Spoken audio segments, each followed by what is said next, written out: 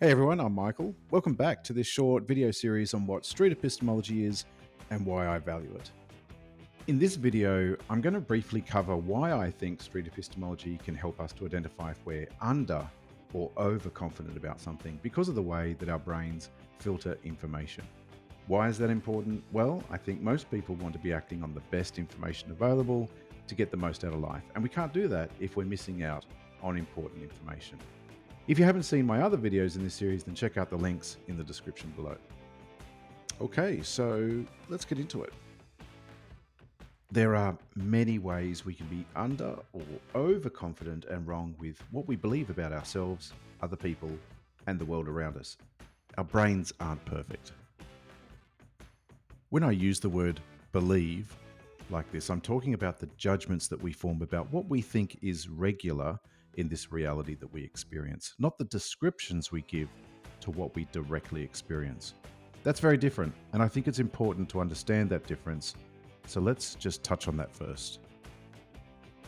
For example, I can describe what I'm feeling, or seeing, or hearing, or smelling, or tasting without making any judgment about it. I have this emotion that I'm feeling, and I can describe it as love or anger without making any specific judgment about it. It's just a label I'm applying to what I'm experiencing. Or I see an object and it appears red to me, and I simply say, that appears red to me. I'm just describing how it appears to me. I'm not claiming that it is actually red for everyone else. I'm just describing the memory of my experience as best as I can, free of any judgment. As soon as I start making judgments like, this color is better than that color, or this is the most popular flavor, or that person was lying, or aliens are real and they're here on Earth right now, I'm drawing a conclusion about what is regular in this reality that I experience. And once we start making claims like that, they are the sort of claims that I find street epistemology to be most useful for. So in the next few videos, I'll show first a number of ways that our imperfect perception can cause us to come to unreliable conclusions with these types of judgments that we make. And I'll explain why I think that street epistemology can help us, at least to some degree, to overcome these problems of perception. And I'll show some helpful tips for managing emotion, and I'll show how we can do simple SE in any situation in life. And then in the remaining couple of videos, I'll outline my case for the quality criteria that I rely on when judging if I should be as confident as I am with the beliefs that I hold. And you can give me feedback on that and share your thoughts. In this video, though, we'll look briefly at filtering errors as one of those ways that our personal perception can cause us to come to unreliable conclusions. So with all of that being said, let's have a quick look at that right now.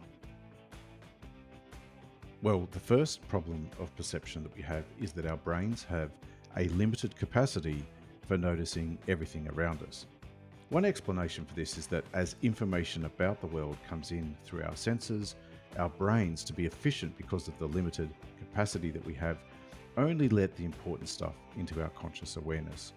The idea being that we would overload if we noticed everything all the time, and because we all have uniquely different past experiences and biases, goals in life, values, and other deeply held beliefs and things we're working on in any one moment, we prioritize and filter information differently, and therefore all tend to experience what's going on around us slightly differently. That's one explanation, but we can demonstrate that we do filter and notice things differently with this simple test. Watch this video coming up and see how many changes in the scene you can notice. If you can, do this test with a couple of friends and see if you all notice the same changes when watching it together, or if you notice different changes in the scene. Okay, here we go.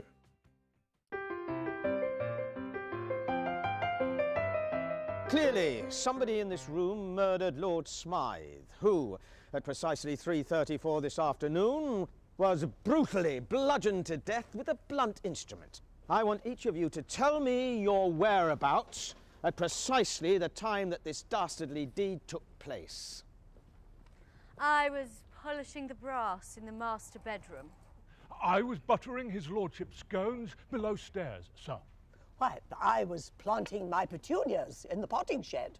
Constable, arrest Lady Smythe. But how did you know? Madam, as any horticulturist will tell you, one does not plant petunias until May is out. Take her away. Sorry, madam. It's just a matter of observation. The real question is, how observant were you?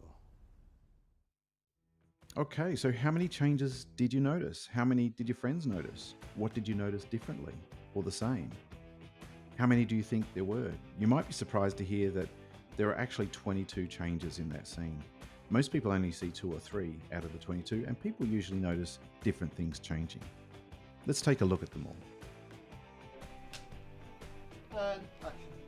Clearly, somebody in this room murdered Lord Smythe, who, at precisely 3:34 this afternoon, was brutally bludgeoned to death with a blunt instrument.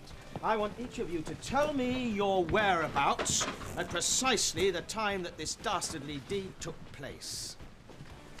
I was polishing the brass in the master bedroom. I was buttering his lordship's scones below stairs, sir. Well, I was planting my petunias in the potting shed. Constable, arrest Lady Smythe. Okay, if you're like me, you would have only noticed 2 or 3 of those, and your friends would have noticed some changes that you missed, and you would have noticed some that they didn't pick up on. So we all filter and notice information differently. That's the first major problem of perception. So how can street epistemology help with this? Well, by asking other people watching this what changed, why are they confident about that, and how they know that reason is a reliable way to be that confident, we can then brainstorm and explore reliable ways to test all of those things. This example is pretty easy. We could all simply re-watch the video to see if we were wrong and update the judgments we've made as we learn more. Street epistemology used in this way helps me to get outside of my own bubble of imperfect perception by seeking different views and perspectives from other people who may have formed different opinions based on different information that they have picked up on or noticed in life. So I think in this way, street epistemology helps me to overcome the filtering errors that might leave out important information, and it helps me to have a better chance of reliably updating the beliefs I have about myself, other people, and the world around me. So that's my take on how street epistemology can help me to overcome filtering errors. I hope you enjoyed it. And coming up next, I'll be talking about some other common problems of perception, interpretation errors, and motivated reasoning, and the degree to which I think street epistemology can help me to deal with those problems in a reliable way as well. Take care, and thanks for watching.